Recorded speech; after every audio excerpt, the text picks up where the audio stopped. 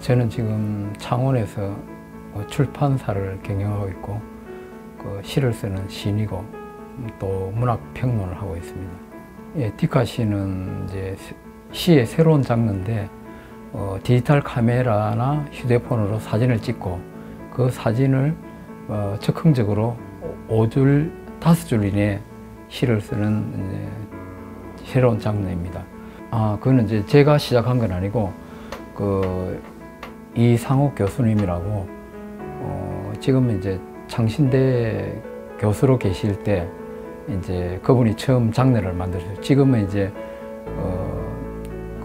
의학 사전에도 등재가 되어 있고 다음이나 네이버에 디카시라고 이렇게 검색을 하면 이렇게 바로 나옵니다.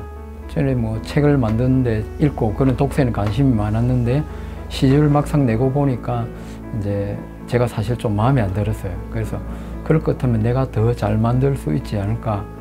사실은 처음에 시작은 1인 출판사로 했습니다. 근데 사실은 처음에는 겁도 없이 시작을 했죠. 지금은 이제 처음에 시작할 때는 편집일을 외부에 맡겼는데 지금은 제가 그 프로그램을 다 배워가지고 인디자인을 직접 만들고 그러니까 제가 이제 편집부터 시작해서 디자인부터 시작해서 모든 작업을 1인 출판사 개념으로 해서 책을 만듭니다. 그러니까 경비 면에서 좀 힘은 들지만은 제가 마음대로 만들고 싶은 표지 디자인부터 내용, 그러니까 제가 신이다 보니까 더 이제 또 시집을 만들 때 제가 이해를 잘하니까 맞춤법이라든지 이런 것도 더 잘 봐줄 수 있고 그런 면에서는 장점이죠. 또 사실은 이제 경남 지역에서 지방 출판사로는 또 유일하게 서울에 이제 물류창고를 가지고 모든 이제 서점과 온라인, 오프라인에서 이제 아주 공격적으로 이제 실제로 서점에도 깔면서 보통 지방 서점들은 보통 뭐 책을 찍고 끝나는데 저희들 같은 경우에는 이제 책을 더 찍어서 서점에도 납본을 해서 실제로 판매까지 그렇게 하고 있고 저희들 같은 경우에 이제 저자들한테 초판부터 인쇄를 지급하는 그렇게 공격적인 마케팅을 하고 있습니다. 뭐 특별히 그렇게 어려운 건 없죠. 여러 가지 이제 사실 문학판이 지금 이제 이상하게 이제 보수와 진보의 개념으로 나눠지는 바람에 보이지 않게 그런 갈등이 있는 것은 사실이지만은 직접 부딪히지 않는 한은 그렇게 불편한 건 없죠.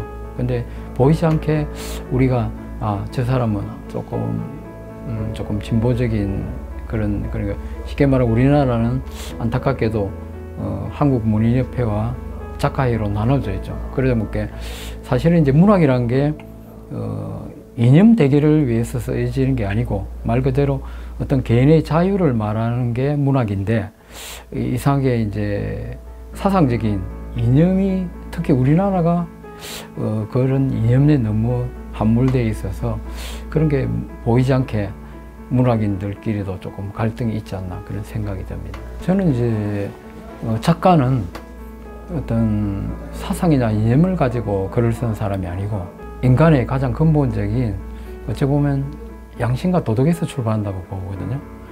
사상이 함몰되기 시작하면 어떤 보수나 진보에 너무 치우치다 보니 옳고 그름보다는 그런 쪽으로 빠지기 때문에 저는 적어도 작가라는 것은 자유적인 것, 개인의 자유와 그 다음에 사상과 양심이 우선을 해야 된다고 봅니다.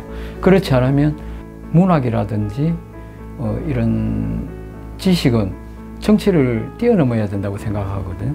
근데 보면 지금 이 시대에 문학이나 그런 게 세계적으로도 그렇고 뭐 영화판도 그런 느낌 들고 사상이나 이념적으로 치우치다 보니까 말은 근본적으로 인간을 이야기한다고 하지만은 옳고 그름이 아니고 편들기, 그러니까 자기 마치 이념으로 편가르기를 해서 옳고 그름은 뒤로 되고 도덕과 양심도 뒤로 가고 자기 편이면 무조건 옳다는 식으로, 그러니까 옳고 그름의 정의가 지금 상실한 시대 같아요. 어떻게 보면 이제 인간적인 근본, 인간이라는 것은 끊임없이 욕심이 많은 존재가 인간이잖아요.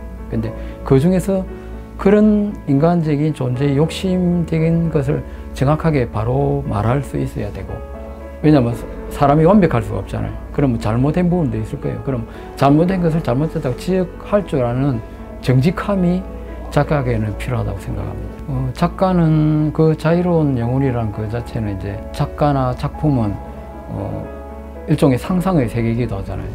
특히 뭐 저는 시인이기 때문에 이제 소설을 먼저 소설은 정말 말 그대로 허구잖아요.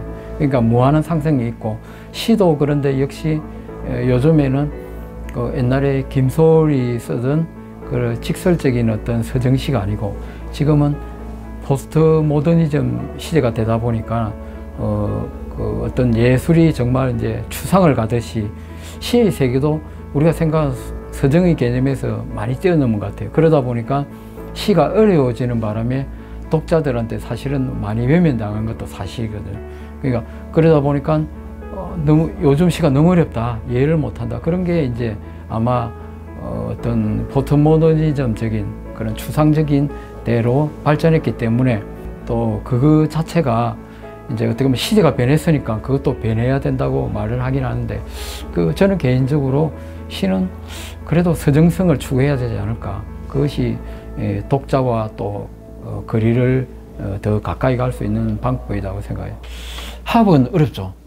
결국에는 어떤 확실한 어떤 한쪽 체제가 무너지고 난 뒤에 그것이 자연적으로 이제 만약에 우리나라는 통일이 되지 않는 한 이 갈등은 합인 거의 저는 불가능하다고 생각합니다. 왜냐? 그거는 어쩔 수 없는 현실이죠. 우리가 남북이 갈라진 것도 결국 그것 때문에 갈라진 거거든요. 그렇지 일부 말하는 뭐 미국 때문에 그런 건 아니죠. 그거는 하나의 어떤 약간의 어떤 원인적인 거. 물론 또 뭐 그렇게 말하면 미국만 문제 있는 거 같죠. 소련도 문제가 있죠. 또 중공도 문제가 있고. 그런데 이제 한쪽에서는 미국만 갖다 붙이죠. 그런 관점은 잘못된 거죠. 우리가 봤을 때는 아무리 미국, 소련, 뭐 중국이 있어자 하지 우리나라 사람들 스스로가 어떤 하나의 통일된 생각을 가져야 되는데 그 당시 우리가 분단이 되기 전에 사회주의에 빠졌던 그런 작가들, 그런 분들이 대거 월북을 했지만 그 사람들 역시 결국에는 사회주의가 이제 일종의 그 당시로는 공산주의인데 사회주의로 불렸죠. 그게 정말 평등한 세상을 만들 거라고 생각했죠.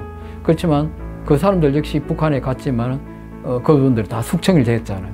그러니까 공산주의는 있지만 그들이 생각했던 사회주의 없지. 우리가 유명하게 생각하는 백석도 결국 북한에서 숙청이 됐던 인물이잖아요. 그 사람도 북한에 가서는 근데 그런 현실을 지금 이제 소위 말하는 진보에서는 그렇게 인정하지는 않은 것 같아요. 백석은 추앙하지만 백석이 어떻게 죽었다는 것에 대해서는 그렇게 말을 하질 않죠. 정말 이제 하나의 정말 평화적인 통일이 됐을 때 그것이 저절로 해결할 수 있는 거지. 우리는 뭐 미국이 해결할 거다. 그렇다고 해결되는 거 아니에요. 그 북한 체제가 정말 이제 물론 여당에서 옛날에 햇볕 정책을 해가지고 북한이 무너질 거라 생각하고 그렇게 생각하는 사람도 있지만은 또 그것이 과연 정말 그렇게 될 수 있을까? 북한 체제가 우리가 서로 연방제적인 통일을 해서 한다고 하지만 그 체제가 그 지도자가 바뀌지 않는 한은 바뀔 수가 없죠. 왜냐하면 자기들이 바뀌면 자기들의 어떤 정체가 드러나고 죽음인데 과연 바꾸겠느냐. 그러니까 우리 굉장히 모호하죠. 우리가 어떤 연방제적인 통일이 자유민주적인 통일이 되면 모를까. 사실 연방제적 통일이 된다는 것은 자유민주주의가 없어지는 거고 굉장히 딜레마죠. 우리가 체제가 그다음에 세계적인 추세로 보더라도 공산주의와 민주주의라는 것은 이미 결정난 이제 외국의 사례를 보더라도 이제 이미 공산주의는 쇠퇴하고 이제 그게 형식으로 변해서 이제 공산주의라는 말은 너무 이제 드러나니까 그게 이제 사회주의적인 이야기를 하면서 그러니까 사회민주주의를 말하죠. 사회주의면 사회주의고 민주주의면 민주주의, 사회민주주의는 없어요. 그러니까 민주주의 안에서 어떤 그러니까 민주주의라 하는 거는 이제 모호해지는 게 이제 그게 사회민주주의가 될 수 있으니까 말 그대로 자유민주주의와 사회민주주의는 어떻게 보면 이제 공산주의에 가까웠죠. 그렇기 때문에 그것이 정말 우리가 물론 그게 이제 또 자유민주주의를 이제 민주주의를 말하는 사람들은 자본주의를 많이 이야기를 하거든. 그러니까 그게 이제 공격하는 게 이제 자본주의는 평등하지 않다. 그렇지만 사람이 우리가 완전한 평등한 세상이라는 건 있을 수가 없죠. 왜냐하면 공산주의 세계도 보면 자기들 평등하다지만 공산당들 일부 사람들은 아주 부유하게 잘 살지만 나머지 인민들은 못 살잖아요. 그러니까 자기들이 말하는 것 자체도 모순이 있는 거예요. 절대 평등한 사회는 있을 수가 없어요. 그러니까 우리가 태어날 때부터 똑같은 출발점은 없잖아요.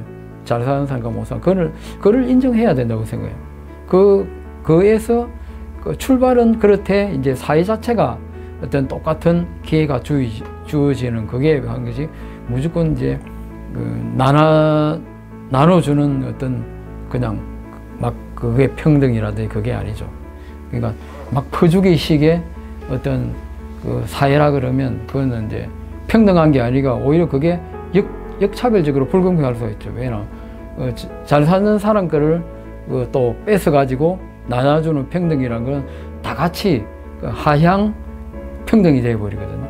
우리가 지향하는 것은 이제 자유민주주의가 맞다는 거죠. 대한민국에 가는 길을 맞았는데 지금 정권은 어찌 보면 자유민주주의에서는 좀 벗어나가지고 처음에는 가장 정의롭게 하고 공평하게 하고 했지만 결과적으로는 지금 현실은 그 사람들이 겉으로는 아주 사회를 위해서 평등하게 살아왔고 자기의 모습에 그 뒷면을 보니까 정말 아주 추악한 면을 보이잖아요. 그러면 그 사람들이 말하는 것도 자본주의보다도 오히려 더한 거죠. 왜냐하면 거짓이니까. 그러니까 가장 우리가 추구해야 될 미래는 정직한 사회, 정말 바른 거를 바르다 말할 수 있고 거짓을 거짓이라고 말해야지 내 편이라고 해서 편을 들어서 절대는 한다고 생각합니다. 그것은 진보든 보수든 잘하는 것은 잘한다 말해야 되고 잘못된 것은 잘못되다고 말하는 정직함. 저는 이제 개인적으로 개인이든 어떤 단체든 책임질 줄 아는 사회가 돼야 된다고 생각해요. 적어도 내가 말한 거에 대해서는 책임을 져야 하고 적어도 사람들이 거짓말을 예사로 그게 오늘날의 어떤 정치에서 정치인들은 예사로 거짓말을, 왜냐하면 당선되기 위해서 책임도 지지 않을 말을 막 하거든요. 그리고 나중에 당선되고 엉뚱한 자기가 책임지지도 않을 말을 하고, 그래서 그게 부모의 가정에서 출발하면 부모가 자식한테 거짓말을 해서는 안 되고 생각하거든요. 그 다음에 어떤 지도자들은 특히 더 그래야 되고, 그래서 우리가 거짓말은 저는 개인적으로 거짓말은 아주 큰 죄라고 생각해요. 어째 보면 살인이 죄가 아니라 우리가 말로서 사람을 죽일 수가 있거든요. 그런데 거짓말을 너무 용인하는 사회가 되었던 것 같아요. 그래서 거짓말도 정말 살인하고 똑같아요. 성경에 보면 그런 말이 있잖아요. 형제를 갖다가 밀어놔도 말하면 그거 살이 지옥 간다고 말했거든. 그 정도로 거짓이라든지 말을 함부로 한다는 그에 대해서 너무나 부모들도 자식들한테 함부로 말하고, 그럼 그 자식이 커서 거짓말을 해도 되는구나. 그렇게 사회가 그러니까 바로 되고 나라가 바로 되기 위해서는 정말 책임질 줄 알고 바른 말을 할 줄 아는 그런 세상이 되었으면 저는 좋겠다고 생각합니다.